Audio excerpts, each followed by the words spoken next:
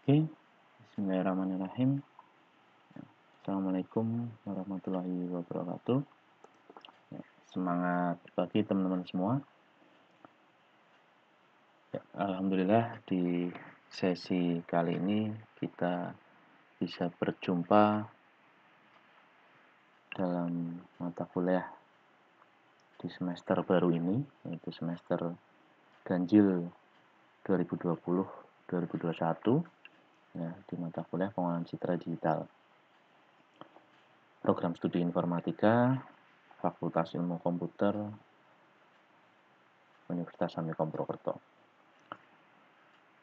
Ya, pada sesi kali ini kita di materi pertama ya.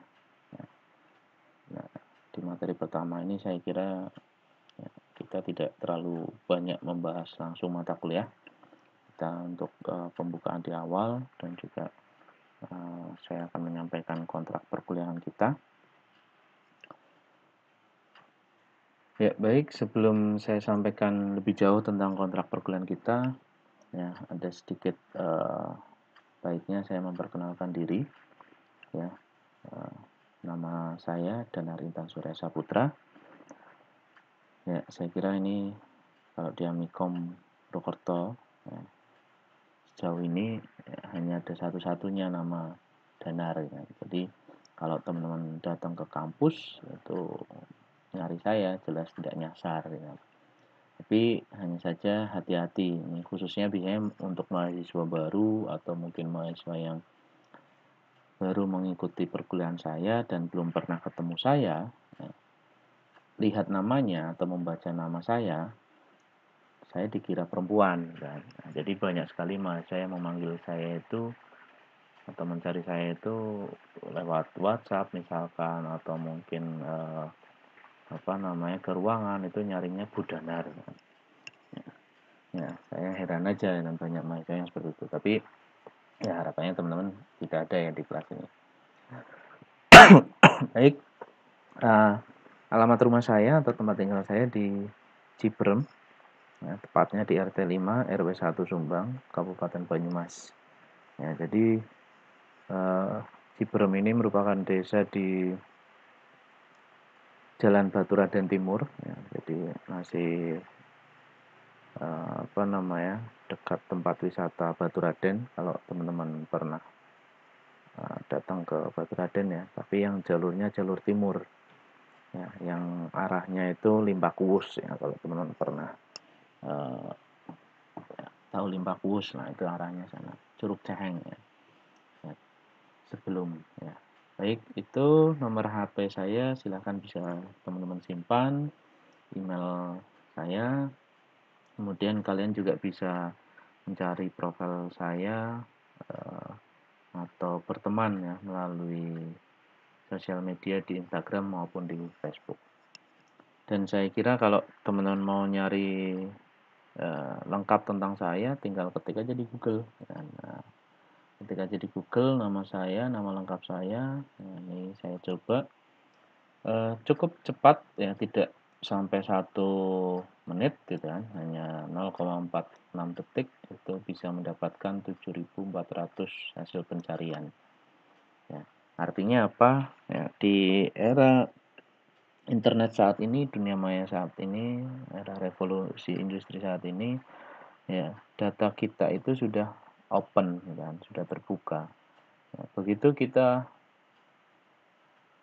punya data di internet, sudah apapun itu bisa diakses, kan. Tapi tentu saja dengan syarat dan ketentuan yang berlaku, kan. Ya, artinya syarat dan ketentuan berlaku ya apa ya, tidak semua data bisa dibuka begitu saja, gitu kan. Tentu saja ada kebijakan privasinya, ya.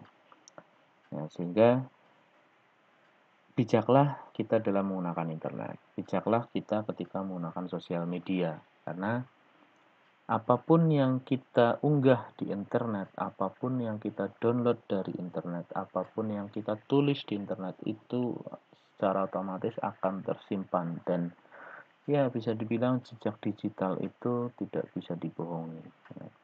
Walaupun itu sifatnya user by user, kan. Ya.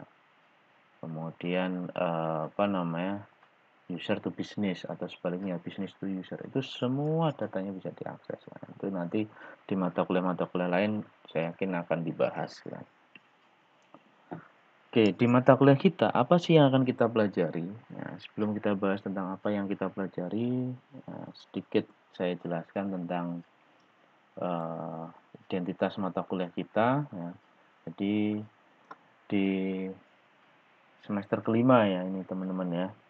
Di semester kelima ini kode mata kuliah pengolahan citra digital itu IF 129 yang kita bertemu di 3 SKS ya, nama mata kuliahnya adalah pengolahan citra digital ya. Ini kelas IF 18E, IF 18S, dan ada 2 kelas khusus ya, kelas khusus di 19 dan 20 ya. Jadi pengolahan citra digital sendiri merupakan bidang ilmu yang melakukan studi bagaimana sebuah sistem komputer mampu mengenali pola atau objek.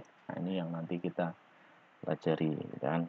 Nah, di mana pendekatannya adalah melalui berbagai macam teknik ya, mengkombinasikan teknik-teknik pengolahan citra dan pengenalan objek. Nah, ini deskripsi secara umumnya. Ya, bisa kita perjelas lagi kan. Ya, di mana diharapkan teman-teman selama satu semester ini, 3 SKS semester, satu semester ini, begitu selesai atau telah mengikuti mata kuliah pengolahan citra digital, diharapkan ya teman-teman, ya, kalian mahasiswa mampu menerapkan peluang penerapan pengolahan citra digital dalam era globalisasi dan revolusi industri saat ini. Ya, yaitu revolusi industri 4.0. Ya, seperti kita ketahui, ya, sekarang banyak sekali tools, aplikasi yang ranahnya ke pengolahan citra.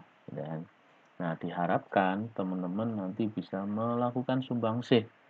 Ada satu aplikasi atau mungkin software atau tools yang dikembangkan dan dibuat oleh kalian. Nah, contohnya apa? Ya, banyak yang kita jumpai misalkan berkaitan dengan pengolahan citra itu adalah aplikasi untuk deteksi wajah, aplikasi untuk deteksi sidik jari atau biometrik, aplikasi untuk mengenali jenis buah, mengukur tingkat kematangan buah, mengukur besar kecilnya objek, mengukur bentuk benda, ya, besar kecilnya benda, kemudian mengenali plat nomor kendaraan dan lain sebagainya. Nah, kemudian mahasiswa juga mampu mengkritisi berbagai metode dalam memecahkan permasalahan-permasalahan yang berkaitan dengan pengolahan citra digital. Ya, ketika ada latar belakang masalah atau permasalahan-permasalahan yang muncul, ya diharapkan kalian bisa menyelesaikannya melalui pengolahan citra digital. Dan tentu saja diharapkan teman-teman bisa menjelaskan teori-teori dan prinsip dalam pengolahan citra digital. Contohnya misalkan berkaitan dengan pengenalan pola. Ya, kira-kira tekniknya, prinsipnya, teorinya seperti apa. Dan kemudian dalam pengenalan warna, kemudian dalam segmentasi warna, ya, identifikasi objek, ya, transformasi citra, dan lain sebagainya. Dan tentu saja ini semua nanti kita kemas dalam bentuk teori dan juga praktek. Ya, kita kemas dalam bentuk teori dan juga praktek. Sehingga tidak hanya secara teori-teorinya dan juga prinsip, tapi kalian juga bisa ini tadi menerapkan dan mengembangkan aplikasinya. Oke. Jadi pengolahan citra digital ini merupakan mata kuliah yang membahas beberapa teknik dalam image processing. Ya, lingkup bahasan kuliah ini mencakup prinsip dasar citra digital, karakteristik citra digital, metode peningkatan kualitas citra, metode ekstraksi. Gitu kan. Nah, diharapkan nanti kalian bisa memahami hal-hal tersebut sehingga dapat melakukan penelitian yang lebih lanjut.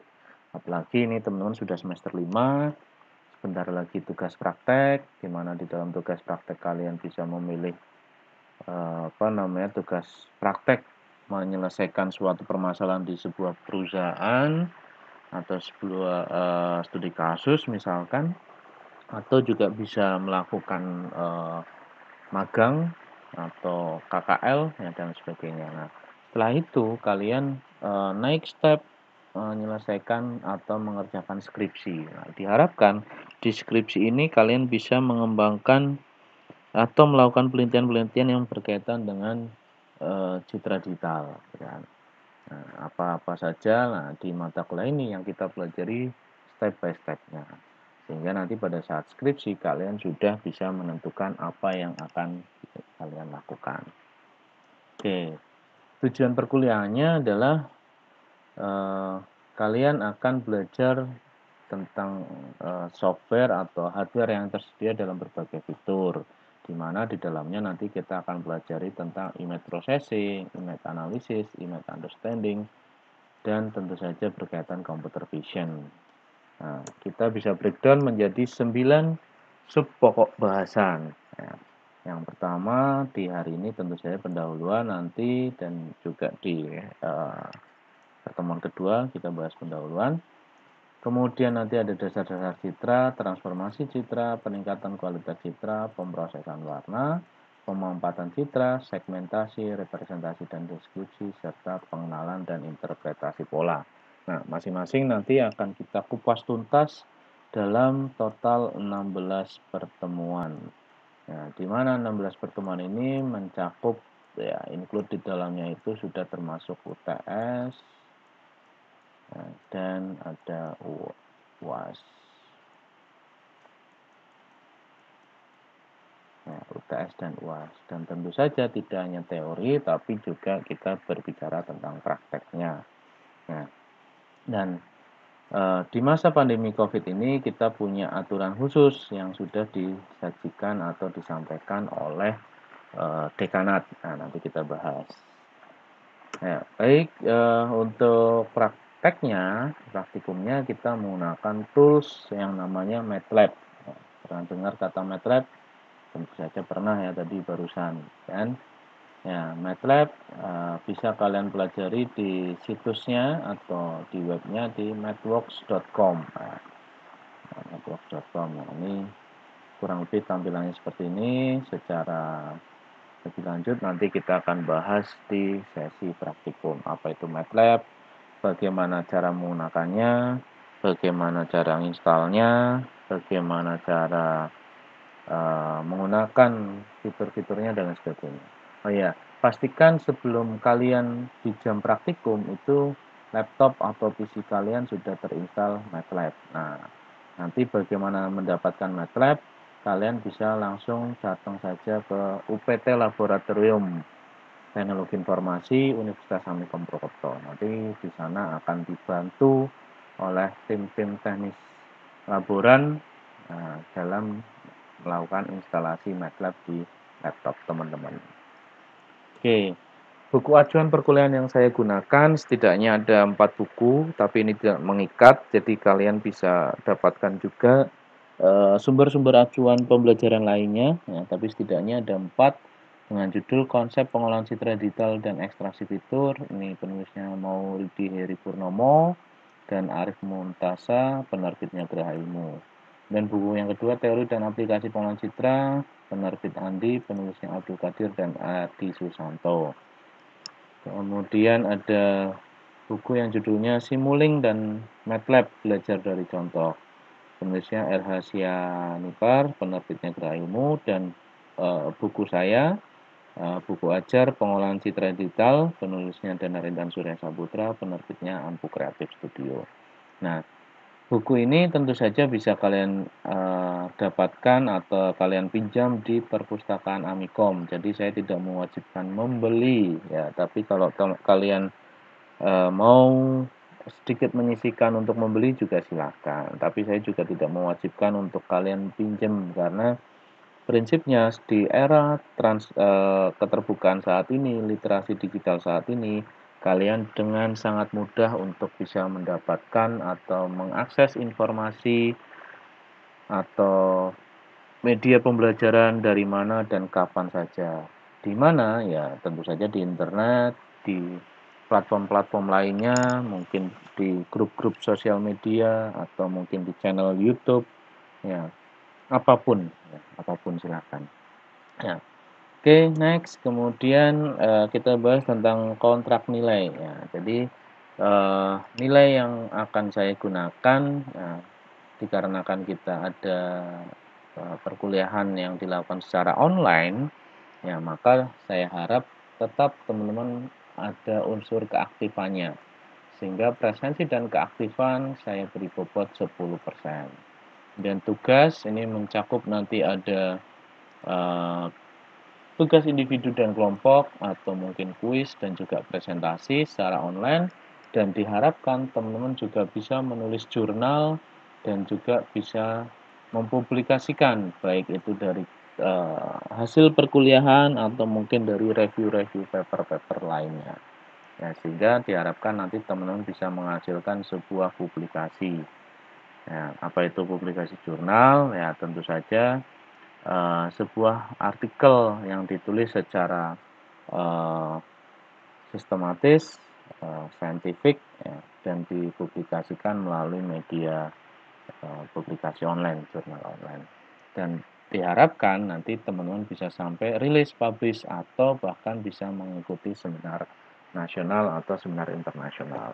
Ya, termasuk jurnalnya pun juga diharapkan bisa di jurnal nasional terindeks Sinta 123 atau ya boleh di bawahnya 456, atau bahkan kalau mau mengakses di internasional sangat dengan senang hati semoga teman-teman bisa lolos sampai jurnal internasional. Ya, tentu saja ini nanti proses ya, proses sambil kita ikuti step by stepnya. Kemudian UTS dan UAS kita beri bobot masing-masing 30%, 30%, dan ini meliputi teori dan final project.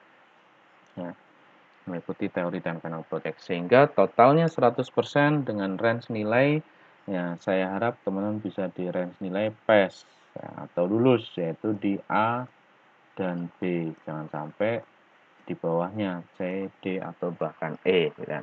Apalagi di masa-masa pandemi COVID seperti ini, harusnya kalian kuliah itu bisa lebih fleksibel karena kalian bisa mengakses kapan saja dan di mana saja gitu kan, tanpa harus ya kalau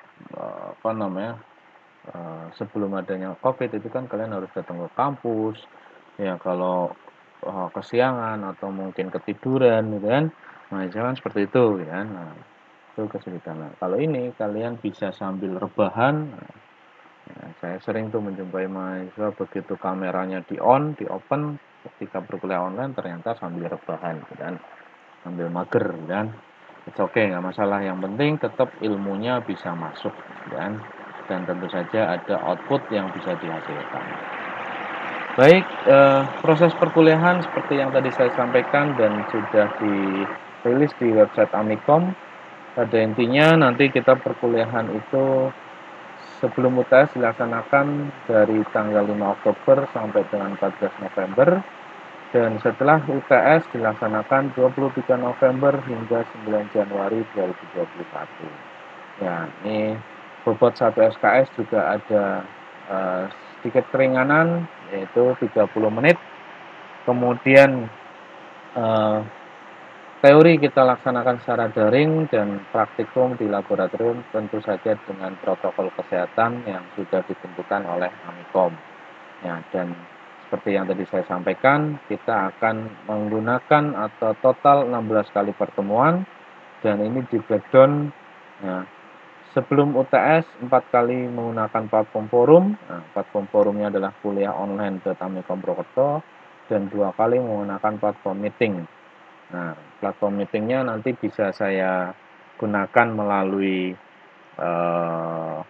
Zoom atau juga bisa melalui Google Meet. Ya. Sementara platform forum, selain platform forum, saya juga gunakan nanti ada grup WhatsApp dan juga share video dan juga materi. Kemudian ada 1 kali penugasan utama. Ya, tentu saja diharapkan walaupun hanya 1 kali, nanti di beberapa pertemuan lainnya mungkin ada tugas-tugas individu studi kasus. Baik, itu ya sambil sesi diskusi, ya, sesi diskusi bersama bagi ada teman-teman yang mau menanyakan tentang mata kuliah kita di awal ini ya. Silahkan dengan terbuka kalian bisa kirim atau tuliskan di platform kuliah online.amikom Purwokerto atau boleh juga ditulis di WhatsApp, di grup WhatsApp masing-masing kelas, atau boleh juga kalian tuliskan di komentar video berikut ini. Ya, silahkan sambil kalian bisa melakukan presensi dengan cara link s.id slash presensi PJD. Ya, itu secara singkat di awal perkuliahan ini.